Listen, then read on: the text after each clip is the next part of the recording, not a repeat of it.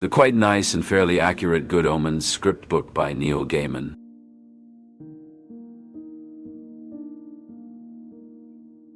The Reluctant Demon.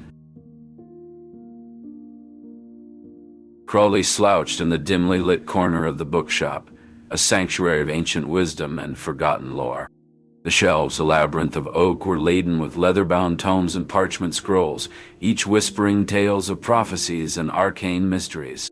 The air was thick with the scent of old pages, a comforting balm against the sulphurous memories of hell. He ran his fingers over the spines of books, pausing at a volume of Shakespeare, its pages yellowed with time. With a sigh, he set it back, his gaze lost in the shadows that danced just beyond the reach of the flickering candlelight. "Enjoying yourself, are we?" The voice, warm and tinged with humor, cut through the silence. Crowley didn't need to look up to recognize Aziraphale, the angel who had become an unlikely confidant over countless centuries. "Oh, immensely," Crowley drawled, his voice a symphony of sarcasm, just pondering the quaint notion of Armageddon. Aziraphale stepped into view, his brow creased with concern. "You don't seem very enthusiastic about it." "Enthusiastic? About the end of days?" Crowley scoffed, rising to meet the angel's gaze. "Why would I be? This world has its charms, the food, the music, the literature." He gestured to the bookshop, a treasure trove of human creativity. Understanding dawned on Aziraphale's face. "You're contemplating rebellion, aren't you?" Crowley's smirk was a silent confirmation, a spark of defiance in his eyes. "Perhaps," Aziraphale mused, "I could be convinced to lend a hand." Crowley arched an eyebrow. "And why would an angel aid in such a scheme? You're meant to be the poster child for the divine plan." Aziraphale's smile was a sliver of moonlight, his eyes alight with mischief. "I too have grown fond of this world. The thought of heaven's victory. It lacks appeal. All that ceremony and grandeur." He shivered at the thought. A chuckle rumbled from Crowley's chest, rich and dark as the night. "A rebel angel. I must say it suits you." Surrounded by the wisdom of ages, Crowley's resolve hardened. He would thwart the apocalypse, consequences be damned. And with Aziraphale's aid, they might just save the world. Their conspiracy was interrupted by a sharp rap at the door. "Excuse me," Crowley said, his stride confident as he approached. Ligur and Hastur awaited, their expressions as unforgiving as the abyss.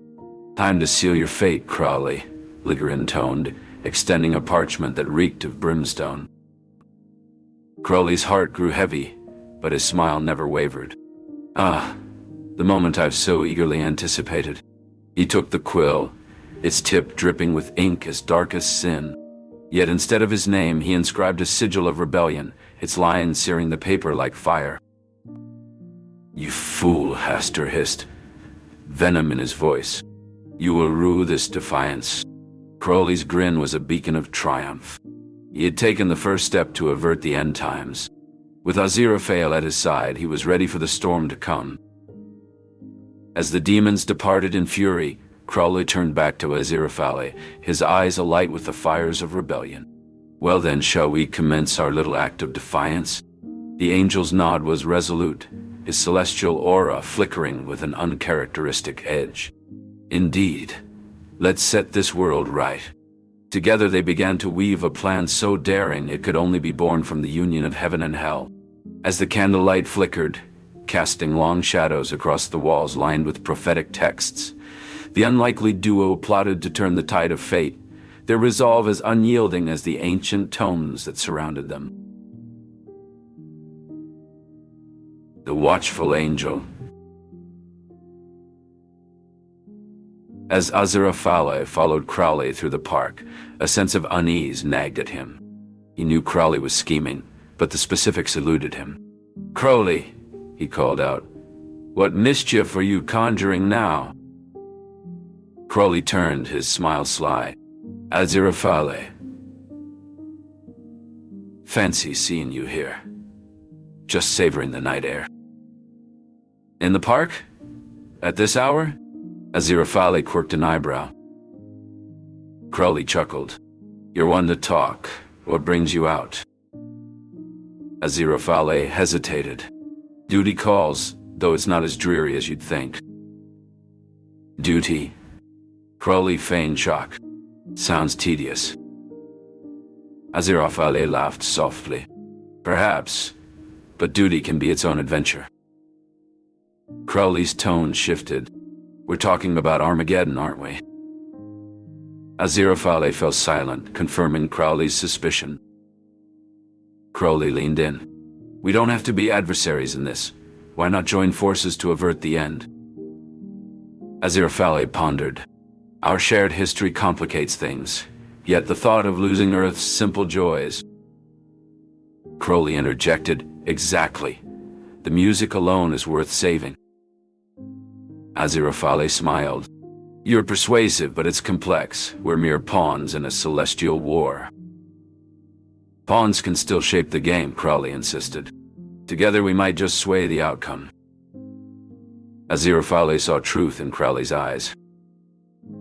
I suppose we can try to work together.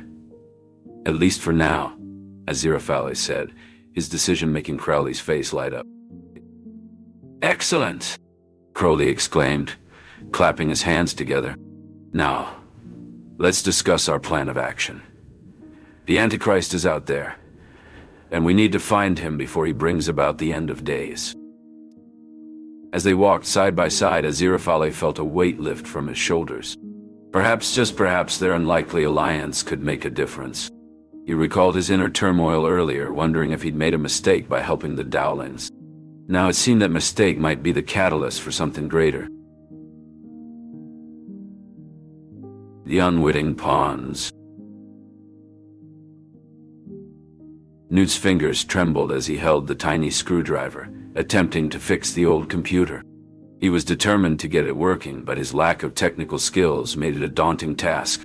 As he fiddled with the expansion slots, a loud spark flew out, and the machine beeped loudly. Bother, Newt exclaimed, frustrated. He shook his head, wondering why he even bothered trying to fix it. His mother's words echoed in his mind. You're a clever boy, Newt. You can do it. But as he gazed at the tangled mess of wires, he doubted his own abilities. After giving up on the computer, Newt decided to take a break and headed to the kitchen to grab a snack. As he munched on a sandwich, he heard his mother calling out from the living room. Newt, you're running late for your new job. Don't forget to catch your bus. Newt glanced at the clock and panicked. He quickly grabbed his bag and rushed out the door. Later that day, Newt stood in line at the immigration counter at Heathrow Airport, waiting to start his new job as a wages clerk. As he waited, he noticed a striking woman with piercing green eyes standing ahead of him. She introduced herself as Anathema, and Newt couldn't help but be drawn to her mysterious aura. When the immigration officer questioned Anathema about her purpose in the UK, she replied, I'm here to fulfill an ancient prophecy. It speaks of 4 horsemen riding forth to bring about the end of days. I must find a way to prevent this catastrophe from occurring. Newt's eyes widened in confusion. 4 horsemen? You mean, like from the Bible? Anathema nodded gravely. The very same. The prophecy foretells their coming. 4 shall ride, and 3 shall ride the sky as 2, and 1 shall ride in flames, and there shall be no stopping them. Not fish, nor rain, neither devil nor angel, and I have a crucial role to play in stopping them. As Anathema walked away, Newt felt compelled to follow her. He quickened his pace to catch up with her, asking, Wait, what makes you think you can stop them? Anathema turned to him, her eyes locking onto his. Because the prophecy says so, and I have faith that together we can find a way to change its course. It's not just about believing. It's about acting on that belief. The prophecy doesn't just predict. It challenges us to alter the path of fate. Newt, intrigued and inspired by her conviction, nodded slowly. I want to help, he said, his voice steady with newfound resolve. Tell me what to do. Anathema smiled, a spark of hope lighting up her face. Then come with me. There's much to prepare, and we have little time. Together they stepped into the bustling crowd, embarking on a journey that would test their courage and shape the destiny of the world. The summoning of the horsemen. In the dim light of the early evening, the air was thick with anticipation. The streets of London were unusually quiet, as if the city itself was holding its breath. In a small, cluttered bookshop, Aziraphale, the angel, was nervously arranging and rearranging his books, while Crowley, the demon, lounged against a shelf with a glass of wine in hand. "Are you sure this is going to work?" Aziraphale asked for the umpteenth time, his voice barely above a whisper. Crowley rolled his eyes. "Relax, Angel. We've got this under control," he replied with a confidence he didn't quite feel. Just then, a series of strange occurrences began to unfold across the globe. In a remote desert, 4 figures emerged from a swirling vortex of sand and wind. They were the 4 horsemen, and their arrival marked the beginning of the end. War. A fierce woman clad in red armor raised her sword to the sky, and the sound of clashing metal echoed through the air. Famine, a gaunt figure with hollow eyes, stepped forward, and crops withered at his touch. Pestilence, cloaked in a haze of green mist, coughed, and a wave of sickness spread across the land. Death, silent and shrouded in black, simply watched, his presence alone enough to chill the bones of those who dared look upon him. Their powers were manifesting, causing armies to rise, food to spoil, diseases to spread, and life to fade, fulfilling the dark prophecies of old. Back in the bookshop, Aziraphale's hands trembled as he felt the shift in the world's energy. "They're here," he said, his voice barely audible. Crowley took a deep breath, not that he needed to, and straightened up. "Time to find the boy," he declared, setting his wine glass down with a clink. Meanwhile, Adam, the unwitting Antichrist, was playing in a field with his friends, unaware of the power coursing through his veins. His dog, barked playfully, chasing after a butterfly. Adam was just like any other boy in Tadfield, with a loving family and a close-knit group of friends who shared adventures and secrets, all of them oblivious to the extraordinary destiny that awaited him. As the horsemen rode out, spreading chaos in their wake, Crowley and Aziraphale set out on their mission to find Adam and steer him away from his dark destiny. They knew that the fate of the world rested in the hands of a child, and they were determined to protect him, and in turn, all of humanity. Crowley's hands moved deftly over the steering wheel of his vintage Bentley, his eyes fixed on the road ahead. Aziraphale clutched the door handle, his knuckles white with tension. "Where are we going?" Aziraphale asked, his voice tight with anxiety. "Tadfield," Crowley replied, his voice steady. "That's where the boy is. At least that's what my sources tell me." Aziraphale nodded, his mind racing with possibilities.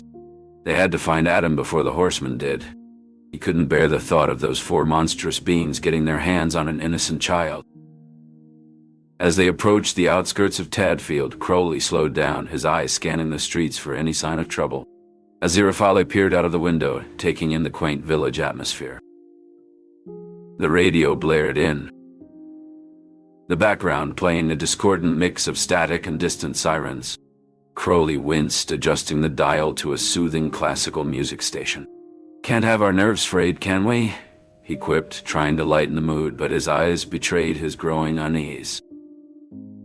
Aziraphale shot him a dry look. "I think it's a bit late for humor, Crowley." As they drove, the landscape outside changed from rolling hills to dense forests, the trees growing taller and darker. The air grew thick with an eerie, unnatural silence. Crowley's eyes flicked to the rearview mirror, where the lights of a distant town twinkled like a dying ember. Suddenly, the Bentley's tires screeched as Crowley slammed on the brakes. A figure stood in the middle of the road, shrouded in shadows. Aziraphale's hand instinctively went to his sword, his heart racing with anticipation. Crowley's eyes narrowed, his grip on the steering wheel tightening. "Wait," he whispered, his eyes fixed on the figure. "It's not one of the horsemen." The figure stepped forward, revealing a slender woman with long curly hair and a kind face. She held a small leather-bound book in her hand, and her eyes shone with an otherworldly intelligence. "Anathema," Crowley breathed, a mixture of surprise and wariness in his voice. "What are you doing here?" Anathema smiled, a hint of mischief playing on her lips. "I've been waiting for you, gentlemen. I have a few prophecies to share, and perhaps a way to stop the apocalypse." Crowley's eyes locked onto hers, his mind racing with the possibilities. Aziraphale's grip on his sword relaxed, but his eyes remained fixed on Anathema, his instincts warning him to be cautious. The air was heavy with tension, the fate of the world hanging precariously in the balance. The Child of Prophecy. In the quaint village of Tadfield, Adam Young appeared like any other boy, but there was something different about him that even he couldn't pinpoint. One sunny day by the riverbank, he encountered Aziraphale and Crowley, who revealed to him that he possessed unique abilities. As Adam discovered he could communicate with animals and connect with nature, Crowley and Aziraphale watched over him, guiding him subtly. They knew Adam was the true Antichrist and wanted to ensure he developed a sense of morality. As Adam's 11th birthday approached, the trio met in the woods, and Crowley and Aziraphale revealed to Adam his destiny and the impact he could have on the world. They spoke of the choices before him, omitting the overused cliché about power and responsibility. The weight of their words settled on Adam, and he understood the significance of his actions for his destiny and the world's. A silence fell, laden with the weight of their unspoken promises and expectations. The power of choice. The power of choice. The world was on the brink, teetering between heaven and hell, and the forces of both were gathering. Crowley, the demon, and Aziraphale, the angel, found themselves in a unique predicament. Their unlikely friendship had grown, and now they faced a challenge that would test their loyalties and the very fabric of their beings. Crowley, with his sleek black car and stylish attire, stood out against the polluted backdrop of the impending apocalypse. He felt a tug at his demonic nature, the pull to follow through with the plan for Armageddon. But something held him back. It was the same something that had caused him to switch the Antichrist with a human baby all those years ago. Earth had gotten under his skin, and he found himself caring about its fate. "I can't just stand by and let it all burn," he muttered to himself, running a hand through his dark hair. "But what choice do I have? I can't exactly defy hell outright." Aziraphale, with his angelic grace, appeared by Crowley's side, a contrast to the chaos around them. "We have a choice, Crowley," he said, his voice calm and steady. "We always have a choice. Perhaps it's time we stopped playing our assigned roles and started making our own decisions." Crowley turned to his angelic counterpart, a mix of surprise and curiosity on his face. "You defy heaven?" Aziraphale smiled softly. "I'd like to think I'm defying expectations. Heaven and hell have been locked in this dance for too long. And look where it's gotten us.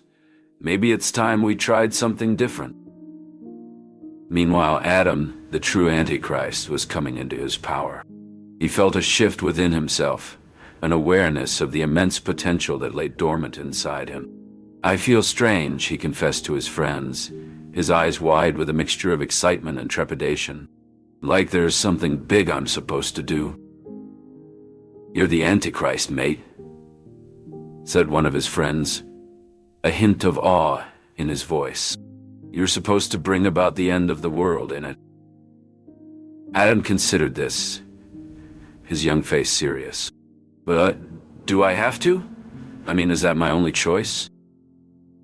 As Crowley and Aziraphale continued their clandestine meetings, they knew they had to guide Adam towards the right path. Crowley, despite his demonic nature, found himself wanting to protect Adam from the darkness that threatened to consume him. Aziraphale, ever the guardian, wanted to ensure that Adam made his own choices, free from the influence of either side. "We can't let him become what they want him to be," Crowley said, a note of determination in his voice. "We have to show him there's another way." Aziraphale nodded, his eyes filled with a mixture of hope and concern. But how? The forces of heaven and hell are already in motion. Any misstep could push him further towards the darkness. As they spoke, Adam stood at the precipice of a decision.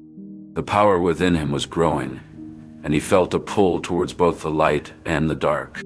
What if I mess up? He whispered to himself. What if I can't control it? Unbeknownst to them, Newt, a seemingly insignificant character, was also playing a part in these apocalyptic events. Through a series of prophecies and accidents, he found himself drawn into the heart of the conflict. As he pored over ancient texts and deciphered mysterious signs, he began to understand the true nature of his role. I have to find them, he murmured, his eyes flicking between the pages of a dusty tome. Crowley, Aziraphale, and the Antichrist. They are the key to preventing the end of the world as we know it. As the chapter draws to a close, the choices of Crowley, Aziraphale, and Adam hang in the balance.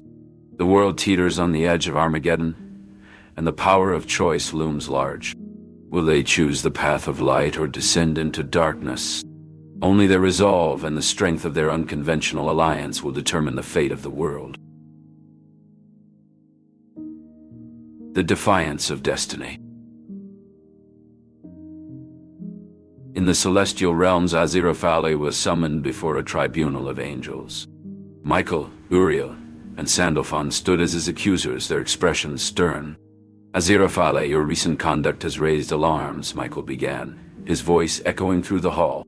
You have been seen fraternizing with the demon Crowley, sharing forbidden knowledge, and actively working against the divine plan for Armageddon.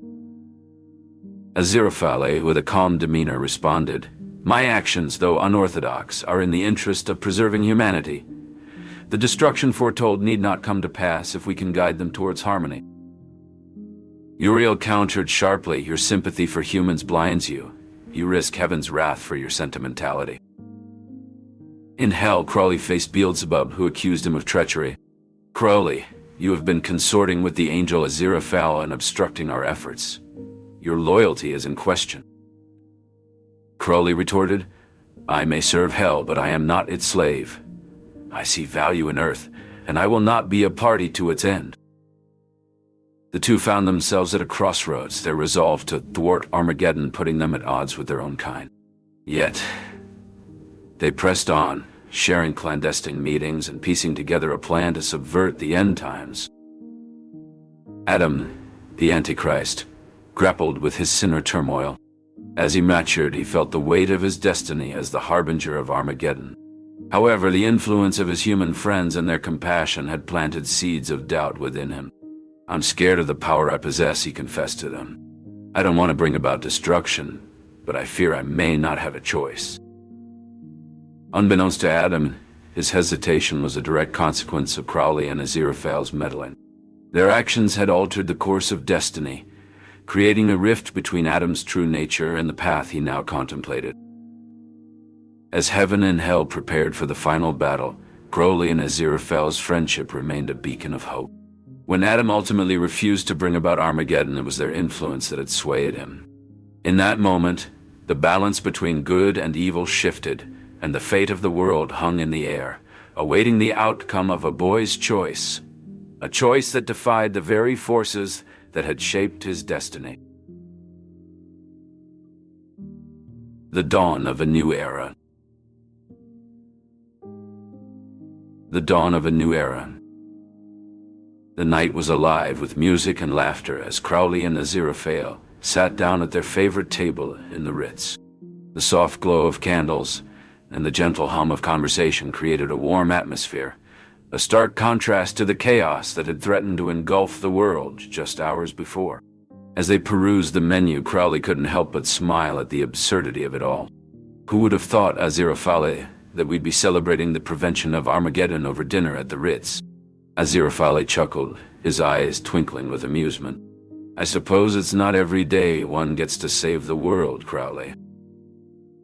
Their conversation was interrupted by the arrival of their food, and they dug in with relish, savoring the flavors and textures of their meal. As they ate, they discussed the events that had led them to this moment. I must say I'm impressed by Adam's spirit. Aziraphale said, his voice filled with admiration. Declaring that Satan wasn't his real father took courage. Crowley nodded, his expression thoughtful.